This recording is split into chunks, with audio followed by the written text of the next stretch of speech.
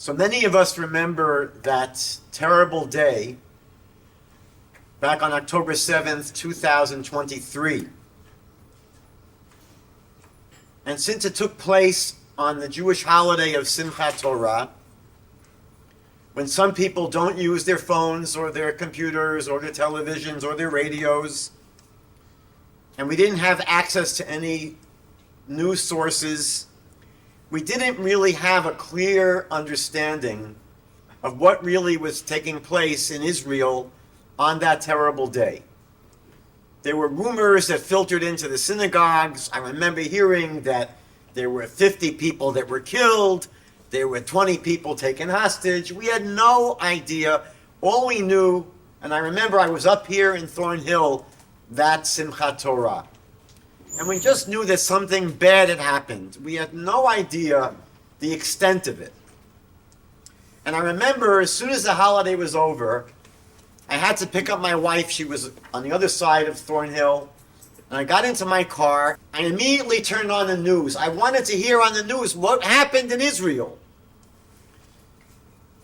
And I was shocked when, in this quick update of the news that I heard on the radio here, all they spoke about was a massive demonstration that took place downtown Montreal against the state of Israel. That's the only thing that they reported. And it turns out that the Montreal demonstrators were not alone. On October 7th itself, just hours after Hamas's surprise attack that murdered over 1,200 people, wounded many thousands, and took 251 prisoners, hostages, back into Gaza, the New York chapter of the Democratic Socialists of America organized a rally in Times Square in Manhattan, New York, before any Israeli counterattack. And they demanded an end to all American aid to Israel. They shouted, "Free Palestine." They burned Israeli flags. And one protester was shown holding up a Nazi swastika. And while Israeli bodies were still warm, protests like this erupted all over the world. Not so much for Palestinian rights, but for a perverse spasm of hatred that was directed toward the state of Israel and towards Jewish people. In December of 2023, just a few months after the massacre, a Harvard-Harris poll found that 60% of Americans aged 18 to 24 believed that Hamas's attack was justified. And we began to see people all over the world doing what? Tearing down the photographs of hostages that were taken, kidnapped into Gaza. That became an international sport. It should not be surprising that with this nonstop agitation to vilify, isolate, and delegitimize Israel, and the support of Hamas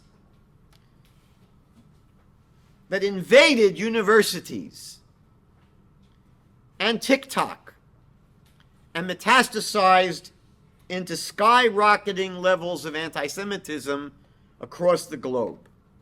Jews became hunted. Now, when we think about Gaza, we should not forget that in 2005, Israel completely withdrew its military, and over 9,000 citizens of Israel who were living in Gaza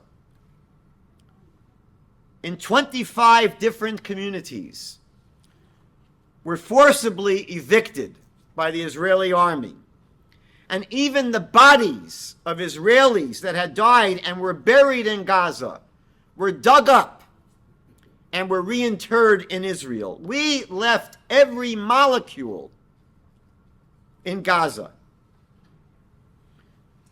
The Palestinians that were living there destroyed all of the incredible greenhouses that we left behind.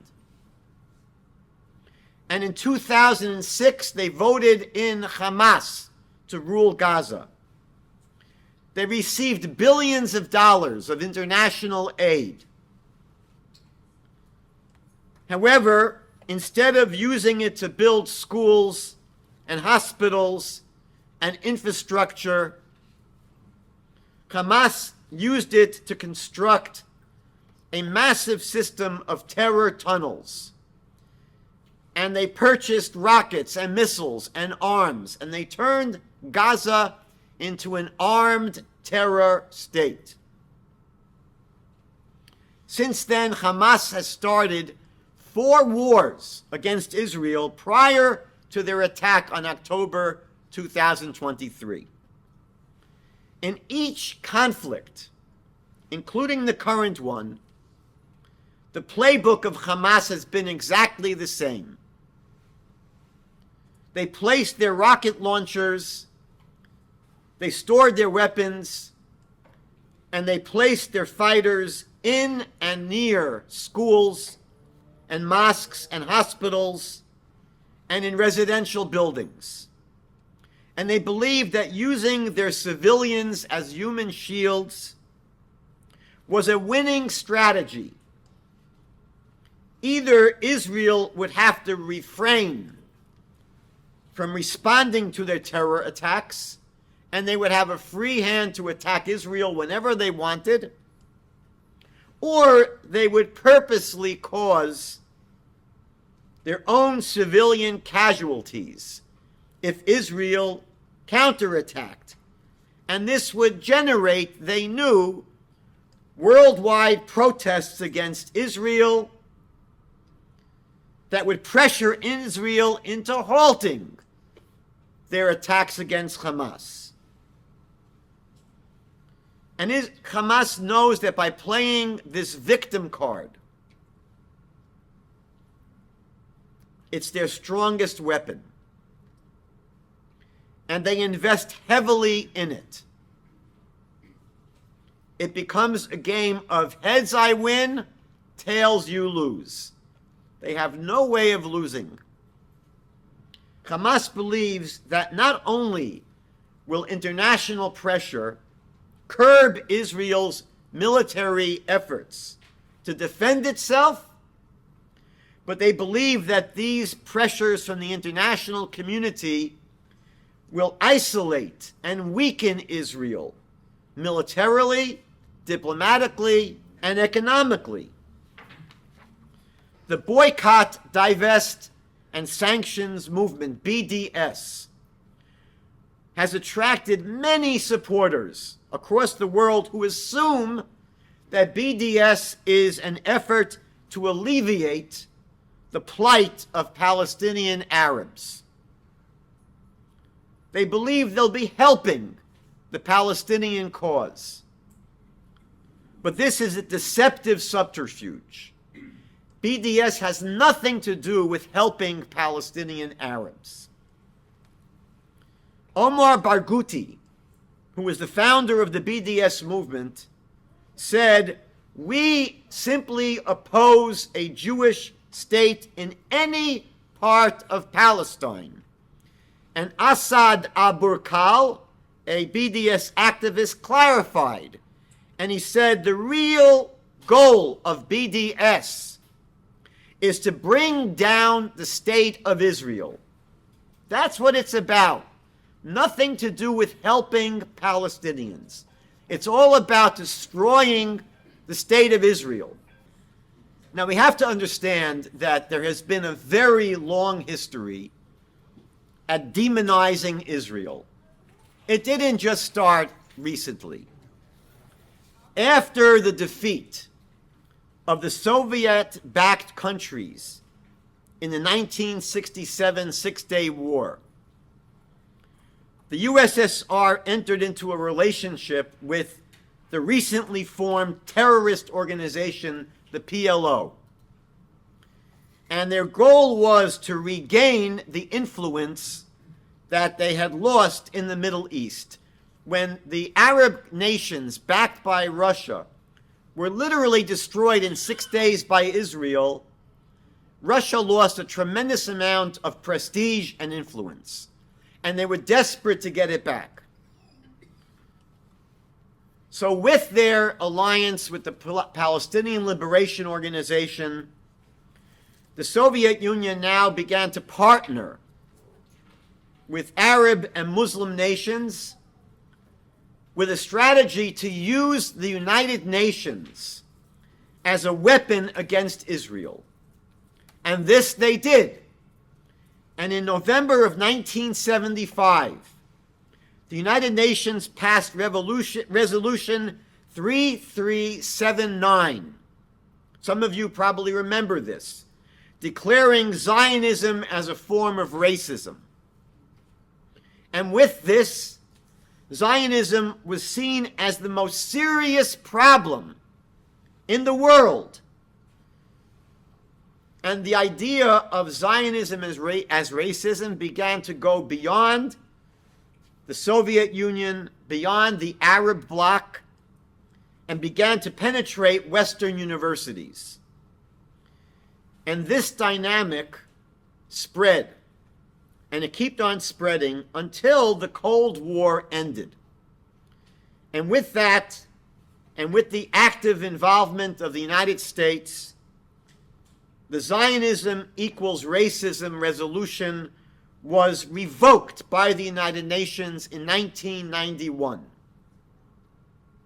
However, the horse was already out of the barn, and decades of Soviet anti-Israel propaganda in spreading the charge, the canard, that Zionism is racism, and Zionism is to be associated with racism, with fascism, with genocide, with imperialism, with colonialism, with militarism, and with apartheid. That was the product of years and years and years of Soviet anti-Israel propaganda. Now, Alan Dershowitz has pointed out that when the Jewish nation is the only nation criticized for faults that are far greater among other nations, such criticism crosses the line from acceptable criticism to anti-Semitism. Thomas Friedman, who's no great friend of Israel, echoed this idea when he wrote that criticizing Israel is not anti-Semitic, but singling out Israel for opprobrium and international sanction out of all proportion to any other party in the Middle East, that is anti-Semitism. And to say no is dishonest. Now, we know that there were massive protests against Israel on university campuses and on the streets of major cities throughout the world. We know this, but how do we explain the apparent blindness of these social justice warriors to the many moral atrocities and humanitarian crises that have been taking place across the globe? There isn't a whimper about really incredibly great problems that our world has seen. For example, in an act of bold aggression, Russia invaded Ukraine 3 years ago and brutally bombed civilian targets such as hospitals and schools and residential buildings. Yet we do not see massive protests against Russia on university campuses or anywhere else in the Western world. It's estimated that 500,000 black Muslims in the Darfur region of Sudan were slaughtered, 500,000, by the Janjaweed Arab militia between 2002 and 2006. And they were seeking the genocide and ethnic cleansing of these African tribesmen. There was virtually no mass outrage anywhere in the world. Over 600,000 Syrian Muslims were killed in the Syrian civil war, which started in 2011 and only recently ended. Over 12 million were displaced, including 850,000 Palestinian Arabs. Assad used chemical weapons on his own people. And as well, there was no pushback, no demonstrations, no protests against his regime. As well, we don't see international protests on college campuses or anywhere else against the Chinese communists' systematic campaign against the Uyghurs, a Muslim minority in China subjected to mass detention, surveillance, enforced sterilizations, forced labor, and forced assimilation. Not a peep. There's also persecution and suffering of people in the Democratic Republic of Congo, in Afghanistan, in Ethiopia, in Yemen, many places around the world. There's suffering, there's persecution, there's injustice. And yet the United Nations and university students don't seem to notice. They don't seem to care. It appears that there's only one crisis, one problem in the world, and only one person that's responsible, only one group that's responsible. The most incomprehensible aspect of today's campaign against Israel is that it's gone way beyond advocating for Palestinian rights and has devolved into outright support and celebration of the October 7th pogrom, with the goal of dismantling the state of Israel from the river to the sea. Beyond this, Jonathan Tobin points out that we have to wonder, how has it been possible that student activists embraced a radical Islamic movement, a radical Islamic terrorist cult, Hamas, whose values are utterly antithetical to what matters most to those on the political left, including the rights of LGBTQ plus and women. How did students support such a regressive regime, a totalitarian, repressive, regressive regime? How do the students in our world somehow make peace with these people and find common cause with them? Of course, the central question that lies at the heart of the ongoing conflict in the Middle East is whether the Jewish people have any legitimate claim to the land of Israel. Do we have any right to be there? There is a related question that needs to be contemplated. Why is it that Israel is the only country in the world whose legitimacy is questioned and who has to answer a question like this? Think about it. The United States, Canada, New Zealand, and most Latin American countries were established by Europeans with no legitimate claims to these lands. Many North African countries were simply conquered and transformed by Arab Islamic invaders. And yet only Israel has to defend its right to exist. The truth is that the claims of the Jewish people to the land of Israel rest upon at least three incredibly strong foundations. The first prong may be relevant only to those who accept the authority of the Bible. Abraham, we know, leaves Mesopotamia and arrives in Canaan. And God says to him in Genesis chapter 12, verse 7, "To your offspring I will give this land." And God repeats this promise in chapter 15, verse 18 to Abraham, and spells out the contours, the borders, the boundaries of the land.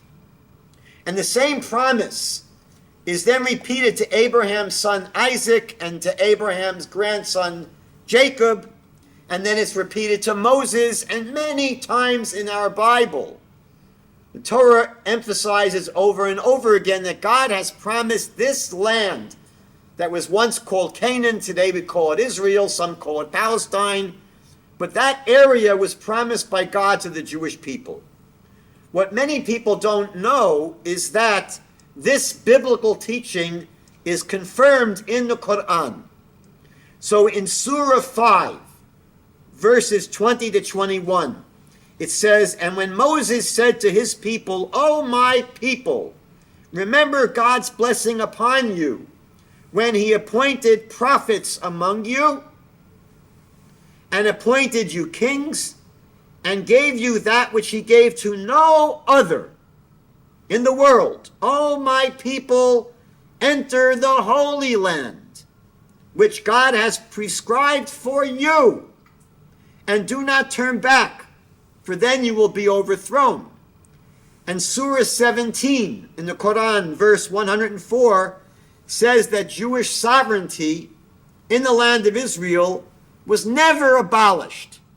And the Quran speaks about the return of the Jewish people to the land of Israel before the final judgment. This is what the verse says.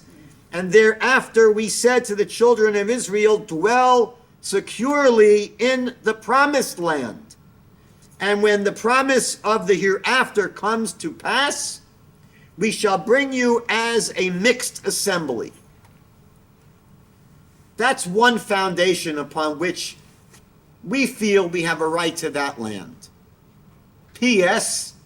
No other nation on the planet has a promise in the Bible by God that the land they're living on was given to them.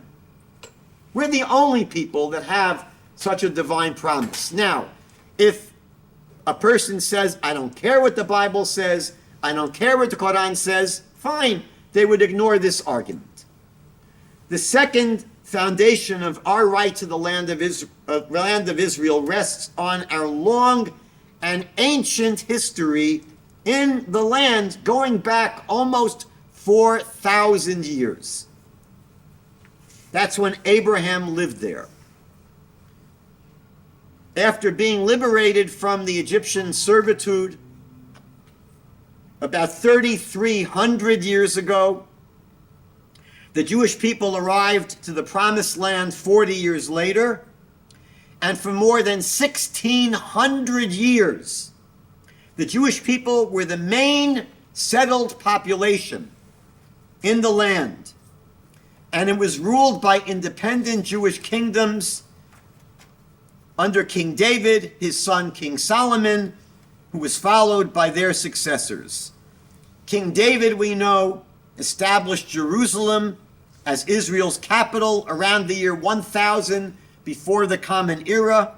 His son Solomon built the first holy temple in Jerusalem, which stood for 400 years. And the land became ultimately dominated by the superpowers in the world of Babylon, Persia, Greece, and Rome. In the year 66 of the Common Era, the Jewish people rebelled against the Roman occupation.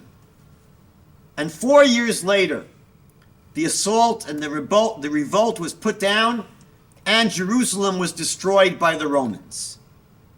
65 years after that, again in the year 135 of the Common Era, they revolted again, and Rome crushed that rebellion in 3 years. And at that point, Rome changed the name of the land from Judea, which was the name of the ancient Jewish kingdom, and the Romans changed the name to Palestine.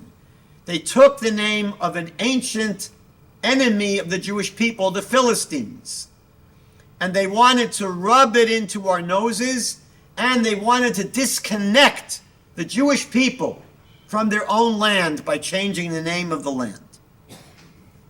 But even during these centuries, when Palestine was dominated by Rome and Byzantium, the Jewish people led rich spiritual lives there.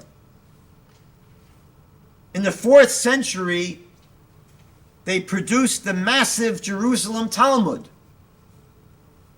There were Jews there that produced an incredible work called the Jerusalem Talmud. We didn't disappear from the land. And in 614 of the Common Era, our army in the Holy Land joined with Persian forces to expel the Byzantium Empire from the land. What finally forced out most of the Jewish people was the Muslim invasion in 636 of the Common Era. But still, a remnant of Jews remained in the land. When the Christian Crusaders came in the 11th century and attacked Jerusalem, Jews fought alongside Arabs to defend the city of Jerusalem from the Christian Crusaders. We were there. We had not left our land. And during this period, we know of at least 50 Jewish communities in the land of Israel. At least 50 communities, including Jerusalem, Tiberias, Ramla, Ashkelon, Caesarea, and Gaza. Jews in the diaspora, Jews that had left the land, never gave up their dream of returning to the land of Israel. So in 1140, the Spanish philosopher Yehuda Halevi came to live back in the land of Israel. In 1267, at the age of 70, the great Spanish Torah scholar Nachmanides came to Israel. Can you imagine what it must have been like to travel at the age of 70 from Spain to Israel? There were no jets back then. And he came to live in Israel and strengthen the Jewish community in the land of Israel. When the Ottoman Turks conquered the land in 1516 of the Common Era, there was a resurgence of Jewish life in Israel. There were 30 Jewish communities in the 16th century. And the hub of the Jewish world was the Galilean city of Tzfat, that had a Jewish population of 30,000. 30,000 Jews living in Tzfat in the 16th century. In 1777, 300 followers of the Hasidic master, the Baal Shem Tov, came to live in the land of Israel. And between 1808 and 1811, 500 disciples of the Vilna Gaon, the Gaon of Vilna, came to settle in Israel. It's important to remember that all of this has to be remembered because of the common misconception. There is a commonly held misconception that Rome exiled the entire population from Israel 2,000 years ago. That's what many people believe. That 2,000 years ago, every Jew was kicked out of Israel, and that after 1,800 years of exile, we suddenly reappeared we suddenly returned to Palestine and demanded our land back and stole it from the Arabs that were living there. That's what many people believe. It's not true. We never left. We always had communities there. It's also vital to know this history in light of the ongoing claim, again, that the Jewish people have no connection to the land of Israel. Believe it or not, this is a lie that is constantly told by our Palestinian adversaries. There was no temple in Jerusalem, they claim. The Jewish people have no connection to the land of Israel. It's absurd. But unless we know our history, that we never left the land, and we've been there for over 3,000 years, these kinds of lies can travel.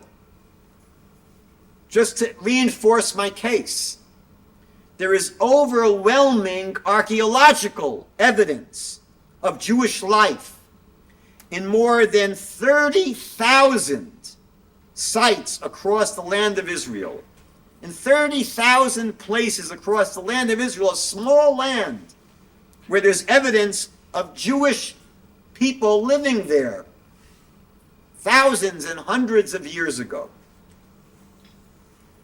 For example, the land of Israel is filled with thousands of ancient Hebrew manuscripts from excavated towns and cities.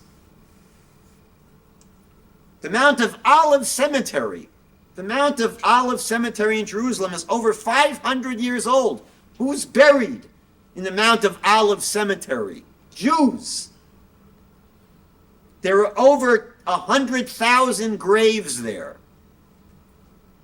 In Tzfat, in the Galilee, the Jewish cemetery is over 2,000 years old.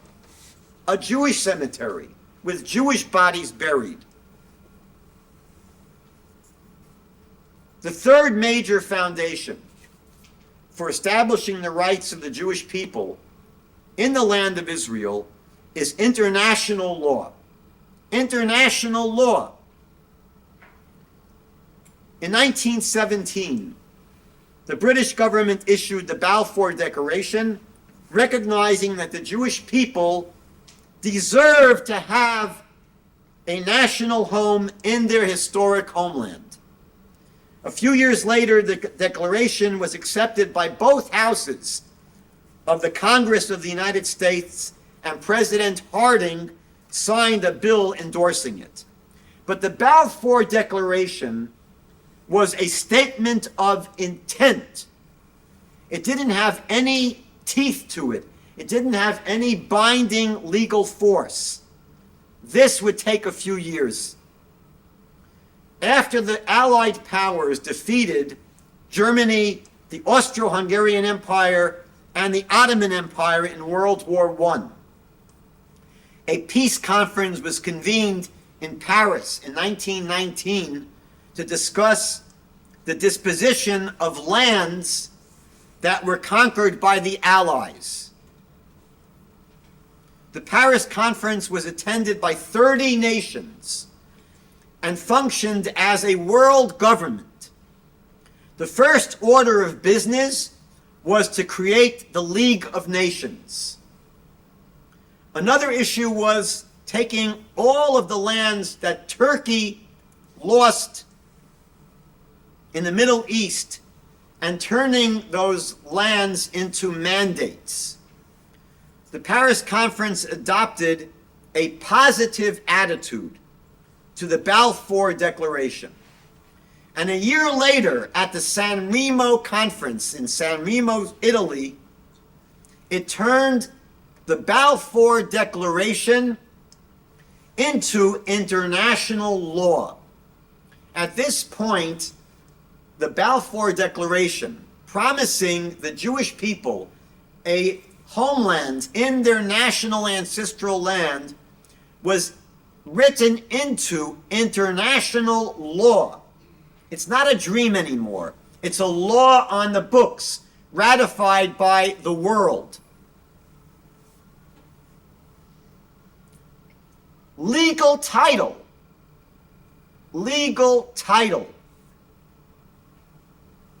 of Palestine was transferred from the Allied powers to the Jewish people, The transfer of title and sovereignty of the Jewish people in Palestine are irrevocable, the conference declared. Irrevocable, according to the San Remo resolution. This means that the terms finalized at San Remo cannot be rolled back, either by the League of Nations or by the United Nations, which followed the League of Nations. 2 years after the San Remo resolution, the mandate for Palestine was confirmed by the Council of the League of Nations in July of 1922, and was ratified unanimously by the 52 members of the League. Taken together, these three foundations for the claim of the Jewish people to the land of Israel, it should be obvious that no other people in the world have a stronger claim to the land that they're living on. And the truth is that if the Jewish people have no right to the land of Israel, no nation today has a right to the land that they're on. Now, we all know that gaslighting is a form of psychological manipulation to get other people to question their own beliefs. In the wake of the global wave of anti-Semitism and anti-Zionism, after the brutal Hamas massacre of October 7, 2023, that has included over-the-top condemnation of Israel and enthusiastic support for Hamas, many Jewish people have been reporting feelings of being gaslit. There's been widespread questioning and diminishing of the atrocities of October 7th. Some people even claiming that the casualties at the Nova Festival were not caused by Hamas, they were caused by the Israeli army. There's widespread denial of the atrocities of October 7th, even though Hamas proudly filmed their atrocities and put them up on the internet. And yet, we're living in a world where people say there were no rapes, there were no massacres, there were no civilians that were killed. We constantly hear people insisting that calls for the destruction of the world's only Jewish state, from the river to the sea, it's not anti-Semitic. That's what people are saying. We're not anti-Semitic, we're just anti-Zionist. And we want every person living in Israel, from the river to the sea, to be destroyed. But we have no problem with Jews. And this is gaslighting. The extreme hostility and denouncing of Israel has become normalized in our world. This includes Israel constantly being raked over the coals in mainstream news platforms, on social media. There's massive and widespread demonstrations, as we all know, on university campuses and city streets throughout the world. Israel is repeatedly being censured in the United Nations and the World Court.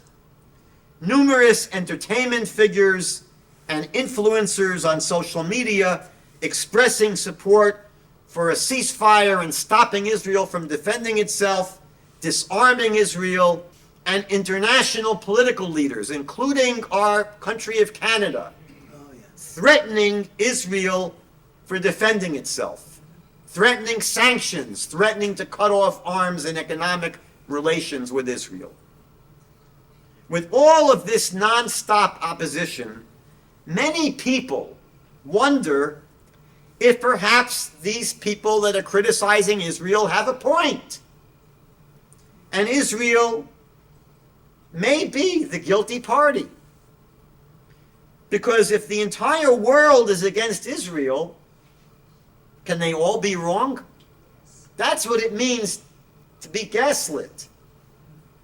That we begin questioning ourselves. Maybe there is something wrong with Israel.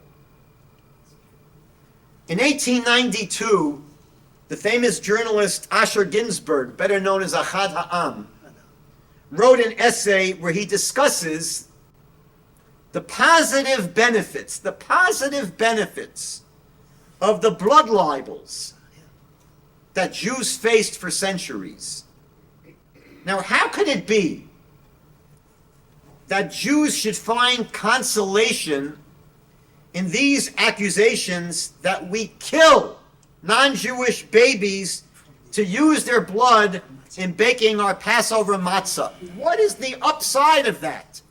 Why does Achad Ha'am say that maybe that's a good thing, these blood libels? So he explains in his article that since literally every Jew on the planet knows how absurd and how ridiculous and how false this widely held accusation was, the blood libel demonstrates to Jews who might be susceptible to internalizing the widespread beliefs of their detractors that yes, it is possible for the entire world to be wrong and for us to be right.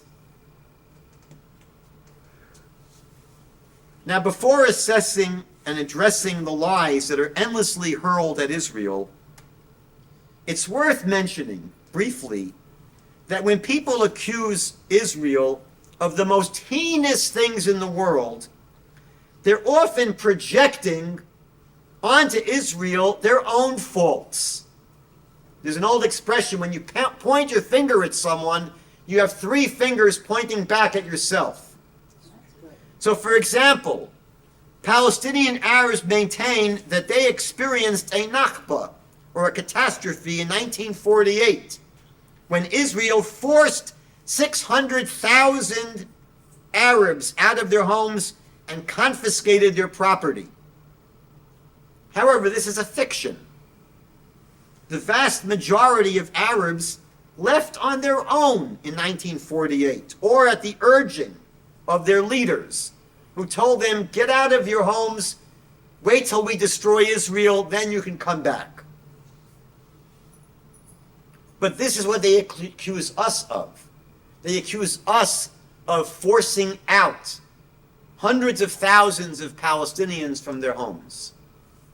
However, it's totally true that 850,000 Jews were forced to flee for their lives, leaving their homes behind and their possessions behind in 1948 from Arab countries where they had been living for centuries. No one talks about that. Number two, Palestinian Arabs assert that Israel is seeking to wipe them out in a program of genocide. There is not a shred of evidence for this. In point of fact, the Arab population in Israel has grown steadily since 1948. What kind of a genocide is that? However, Palestinian Arab leadership has not only called for the genocide of Jewish people, they have sought to carry it out. For example, in the 20th century, the Grand Mufti of Jerusalem, Haj Amin Husseini, took to the radio and proclaimed, Arabs, rise up as one man and kill the Jews wherever you find them. This pleases Allah. It pleases history and it pleases religion. The original charter of Hamas calls for the annihilation and extermination of the Jewish people. And Hamas spokespeople have repeatedly proclaimed their intention of carrying out many more October 7th attacks when given the chance. Number three, one of the major charges against Israel is that we are settler colonialists. We are settler colonialists. Now, this is certainly a rich accusation coming from Islamic Arabs, because Jews are indigenous to Israel and first came to the land 4,000 years ago with Abraham. And even after losing independence, there has been a continuous Jewish presence of Jews living in the land. How did Arabs first come to the area? It happened when Arab Islamic armies swept in during the 7th century and conquered the Levant. Not long afterwards, they built a huge mosque on top of the site where the Jewish Holy Temple had stood. So who are the colonialists? Number 4, one of those common slanders against Israel is that it's a racist apartheid state. We'll talk about this in a minute. But first, let's ask ourselves, how are Jews and Israelis, how do they fare in Palestinian-controlled areas and in Islamic countries? How do we do in areas controlled by the Palestinian Authority and Islamic countries? Well, the Palestinian Authority explicitly bans Jews from living in areas under its control. Jews are not allowed to live in land that's controlled by the Palestinian Authority. The sale of land to Israelis is punishable by death. So Jews are not allowed to own any property or live in areas that are controlled by the Palestinian Authority. Jews have severely restricted access to their religious sites in territory controlled by the PA, such as the tomb of Joseph in Nablus.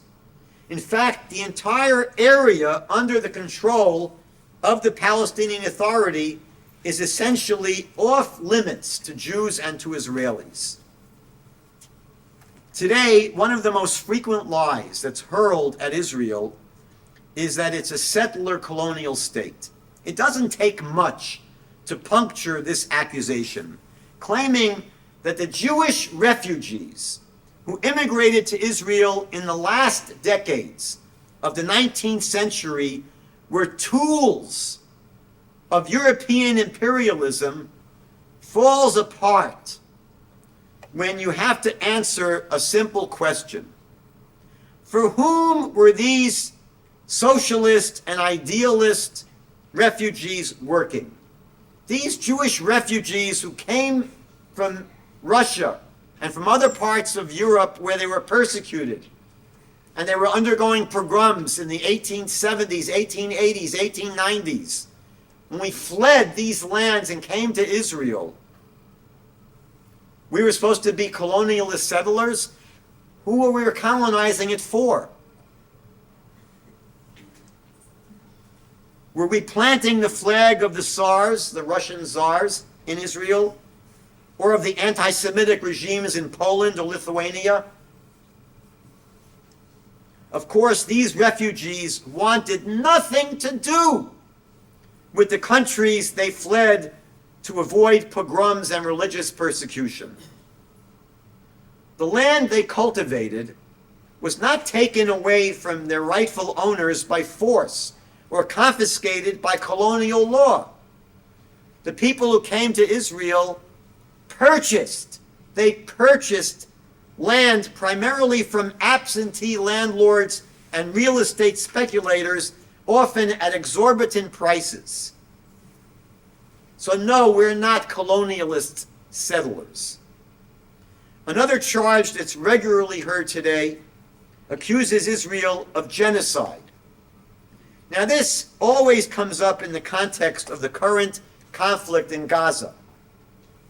Of course, the claim is absurd on its own terms, because since Israel gained control of Gaza and the West Bank in 1967, the Palestinian Arab population there has increased from under 1 million in 1967 to today, where the population is over 5 million. What kind of a genocide have we been conducting? Gaza's population of Gaza exploded from about 70,000 people in 1947 to 400,000 people in 1967 and 2.3 million people today. The charge of genocide requires the intent to destroy an ethnic group because of who they are rather than what they've done. But the IDF, the Israeli Defense Forces operating against Hamas, are not intentionally targeting civilian population of Gaza. It is blatantly obvious that Hamas uses its civilian population as human shields and seeks to maximize civilian casualties to provoke international pressure against Israel. It's a cynical and deadly strategy for Hamas, who embeds their fighters and weapons in civilian infrastructure. The more civilian casualties, the better. Israel takes extensive measures to protect civilian non-combatants. We provide warnings before attacking terrorist areas. We drop millions of leaflets from the air. We broadcast radio messages. We call people and text them on their phones. And we fire warning shots in the area to get civilians out of harm's way. The IDF facilitates evacuations from combat zones, while at the same time Hamas tries to prevent civilians from evacuating. Israel establishes humanitarian safe zones and pauses their operations. We pause our operations to allow civilian safe passage. News organizations have failed to report that much of the fuel and food that's brought into Gaza is stolen by Hamas, resulting in shortages for others. Now, one voice worth listening to is John Spencer, who is one of the world's foremost experts on urban warfare. He is the chair of urban warfare studies at the Modern War Institute at West Point. And he has written several books on his area of expertise. Spencer has been to Gaza numerous times and has been able to carefully observe what is going on there, what's taking place.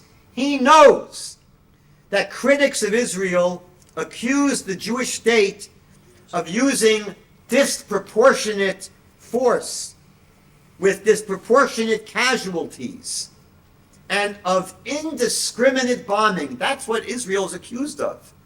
Indiscriminate bombing of Gaza and having a campaign to starve civilians. These are the accusations against Israel.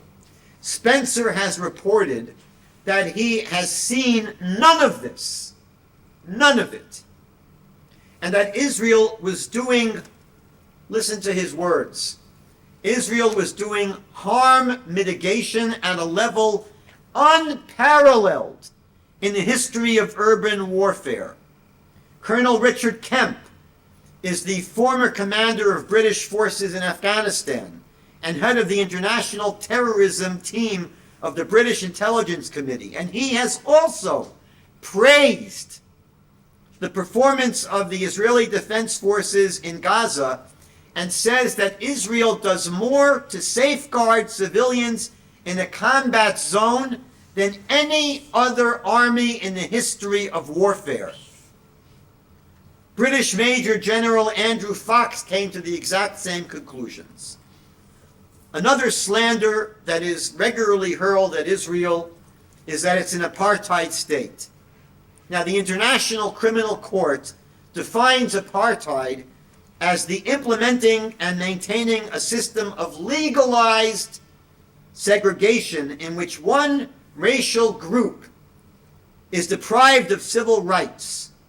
Now, while this was true of South Africa, it is the very opposite for Israel, where all citizens, Jews, Arabs, and others, are all equal under the law. The Arab Muslim population of Israel is about 20% of the total Israeli population, and they enjoy full rights as citizens. They vote in elections. They hold office. They serve in all levels of governments. Currently, there are 17 Arab lawmakers are members of the Israeli Knesset, the Israeli parliament, and an Arab justice sits on the Israeli Supreme Court. Arabs serve in the police forces and in the army.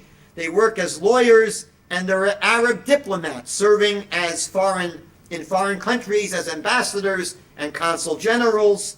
Israeli Arabs are strongly represented in Israel's medical system, making up about 20% of Israeli doctors, 40% of nurses in Israel, and 43% of pharmacists. Israel's beaches and restaurants and universities and buses are places where you'll find many Jewish and Arab Israelis intermingling freely with each other. Arab and Jewish babies are born in the same delivery rooms and hospitals. While Jews and Arabs travel on the same buses and trains and taxis, there are no laws mandating segregation in public schools or public facilities. 22% of the undergraduate students at the Technion, the Israeli Institute of Technology, are Arabs. Arabs can travel to and live in any community in the land of Israel. There are no restrictions in Israeli law against interfaith or interethnic marriages. Although Israel is not an apartheid state, this does not mean that there is absolutely no de facto discrimination experienced by Arab citizens.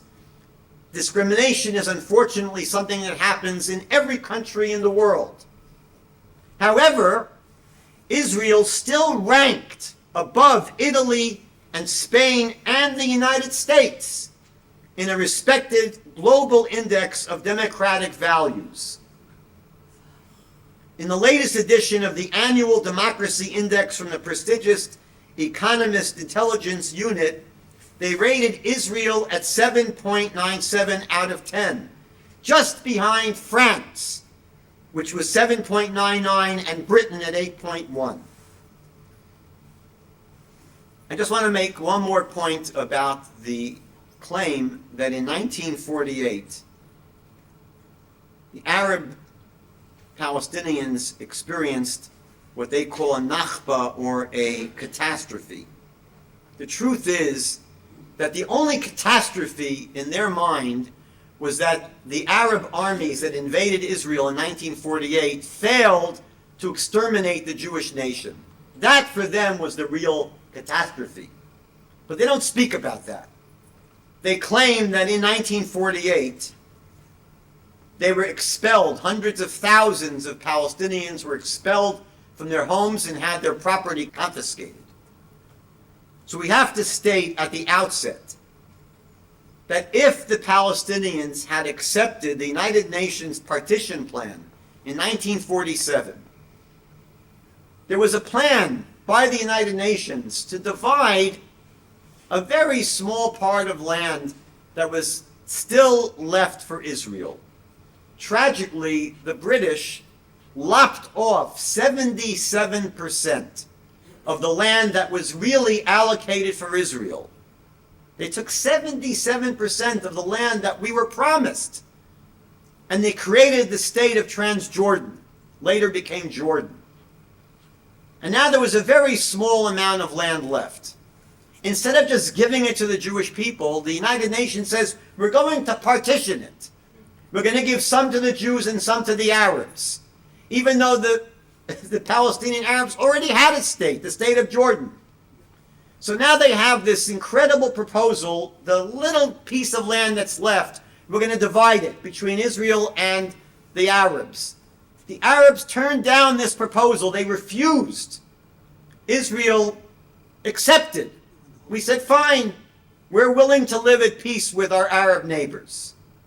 Had the Palestinians accepted the UN partition plan of 1947, a Palestinian state would have been created side by side with Israel, and there wouldn't have been a single Palestinian refugee. So how can Israel be blamed for the Palestinian refugee problem? The other immediate cause of the refugee problem was, again, the war of extermination launched by the Arab states against Israel in 1948. If this war had not taken place, we wouldn't have the refugee problem that we have today. So once again, can Israel be blamed for the Arab refugee problem? What was the position of Israel regarding the Arabs living within its borders? David Ben-Gurion, Israel's founding father, wrote in 1937 that we do not wish and do not need to expel Arabs and take over their places. All of our aspiration is built on the assumption, proven throughout all of our activity, that there's enough room in the country for ourselves and for the Arabs. 10 years later, despite much violence and conflict, Ben-Gurion's core beliefs about living in peace with the Arabs had not changed. And in a speech on December 13, 1947, he said, "In our state there will be Jews and there will be non-Jews, and all of them will be equal citizens, equal in everything without exception." Tragically, about 600,000 Palestinian Arabs fled their homes during the conflict in Israel between 1947 and 1948. The Palestinian claim is that they were forced out by Israeli soldiers. For the most part, this is totally not true. But it's worth mentioning that as a result of Israel's war of independence, 850 Jews living in Arab lands were forced to leave their homes and had to leave most of their possessions behind. These refugees are never spoken about when the refugee issue of 1948 is discussed. No one speaks about the Jewish refugees. And this is mainly why? It's mainly because Israel successfully absorbed many of these refugees and integrated them into Israeli society. However, the Arab nations never absorbed their fellow Arabs who fled Palestine. Never. They kept them as refugees, living in squalor in refugee camps. They've been maintained as refugees, not granted citizenship in the countries that they went to. And instead, they've been exploited as a wedge issue against Israel. So again, why did Palestinians flee their homes in Palestine and become refugees? Why? So it's true that a very small number were encouraged or forced to leave from areas where Arab forces were launching attacks against Israel. But this was for their safety, not to confiscate their property.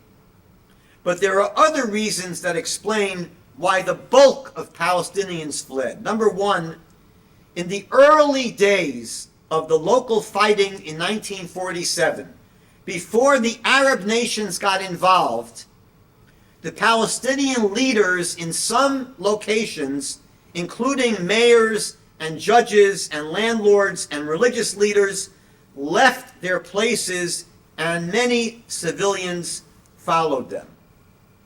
They left on their own accord. Number two, many of these people fled on their own initiative to get out of the way of fighting that took place in populated areas. This is often what happens in a war. Number three, the Arab armies invading Israel expected a quick victory. They expected it would be over in 2 days.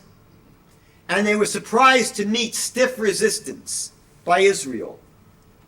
And when the Arab armies began to fall back from their initial victories, Palestinian civilians panicked and they fled. Number four, Arab radio stations broadcast false rumors of grisly Israeli atrocities, which frightened some people into fleeing. These reports were not true, they were made up.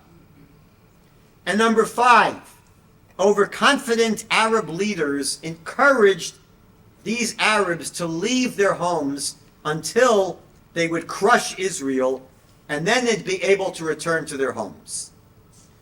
The term Nakba first became associated with the Arab-Israeli conflict in August of 1948, when Constantine Zurek, a Syrian academic and diplomat based in Beirut, published a book entitled The Meaning of the Nakba. And in this book, he blames Arab leaders for the Nakba due to their military failures and their urging Arab civilians to flee until after the fighting, rather than a grand, premeditated Zionist scheme to displace the local Arab population. Even though Zurek preempted this idea, it later became a standard component of the Nakba narrative.